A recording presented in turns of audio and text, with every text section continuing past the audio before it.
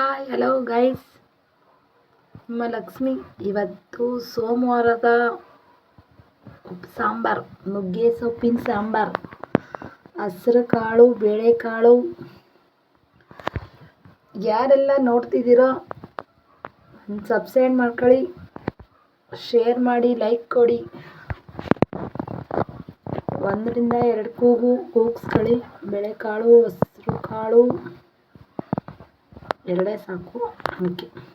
ಹಂಗೆ ಪಕ್ಕದಲ್ಲಿ ಬಾಣಲಿ ಇಟ್ಟು ಮೆಣಸಿನ್ಕಾಯಿ ಡ್ರೈ ಮಾಡಿ, ಅಂದರೆ ಇದು ಚಟ್ನಿ ಆಡಿಸಿದ್ರೆ ರೊಟ್ಟಿಗೆ, ಚಪಾತಿಗೆ, ಸೈಡ್ಗೆ ನಂಚ್ಕೊಳಕ್ಕಾಗುತ್ತೆ. ಇದು ನೋಡಿ, ಇದಕ್ಕೆ ಏನೇನು ಹಾಕಬೇಕು: ಜೀರಿಗೆ, ಮೆಣಸು, ಬೆಳ್ಳುಳ್ಳಿ, ಹುಣಸೆಹಣ್ಣು, ಕೊತ್ತಂಬರಿ ಸೊಪ್ಪು, ಅದು ತಕ್ಕಷ್ಟು ರುಚಿ. ಆಡಿಸ್ಕೊಂಡು ಬರೋಣ. ಇನ್ನು ಇದು ಕೂಗೈತೆ, ಅದು ಸ್ವಲ್ಪ ನೀರು ಹಾಕಿ ಸಾಕು. ಘಮ ಘಮ ಅಂತಿದೆ. ನುಗ್ಗೆ ಸೊಪ್ಪು ನಮ್ಮ ಹತ್ರನೇ ಬೆಳೆದಿರುತ್ತದೆ, ಆ ಕಡೆ ಈ ಕಡೆ ಅಕ್ಕಪಕ್ಕ. ನೋಡಿ, ಇದು ಕೂಗಿದೆ. ಟೊಮೊಟೊ ಆಡಿಸ್ಕೊಬರೋಣ. ಸ್ವಲ್ಪ ನೀರು ಮಳಿಸಿ ಅದಕ್ಕೆ ಒಂದು ಕುದಿ ಬರುವಂಗೆ ಸ್ವಲ್ಪ ಇದು ಮಾಡಿ, ಇಲ್ಲಾಂದರೆ ತಿನ್ನೋಕ್ಕಾಗಲ್ಲ. ಸೊಪ್ಪು ಕಾಳು ಜೊತೆ ಹಾಕಿದ್ರೆ ತಿನ್ನೋಕ್ಕಾಗಲ್ಲ.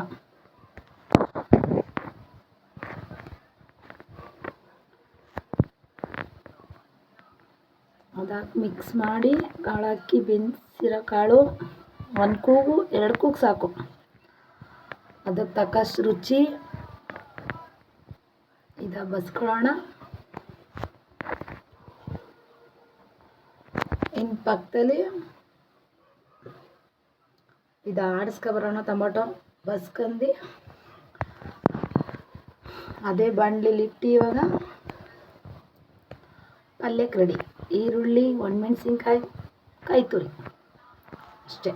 2 ಸ್ಪೂನ್ ಎಣ್ಣೆ ಹಾಕಿ ಕೆಂಪಗಾಗಿ ಡ್ರೈ ಮಾಡಿ,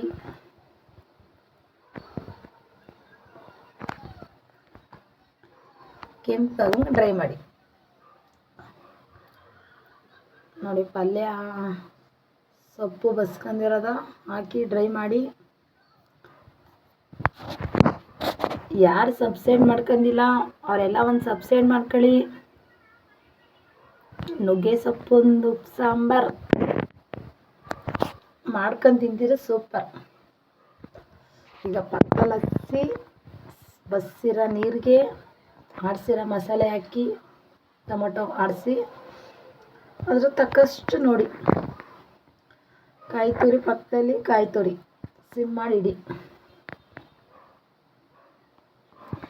ಮಾಡ್ಕೊಂಡು ತಿಂತಾಯಿದ್ರೆ ಬಾಯಲ್ಲಿ ನೀರು ಯಾವ ಥರ ಬರುತ್ತೆ ಗೊತ್ತಾ?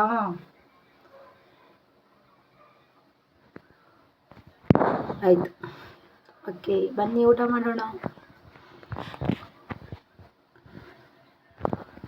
ಫಸ್ಟ್ ನಮ್ಮ ಮಮ್ಮಿಗೆ ಊಟ, ಹಿರಿಯರಿಗೆ.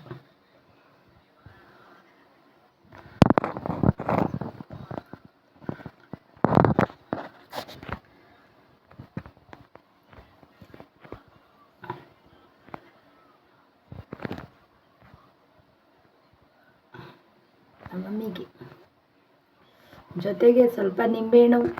ಸೂಪರ್. ಹಿಂಡ್ಕೊಂಡು ತಿಂತಾ ಇದ್ರೆ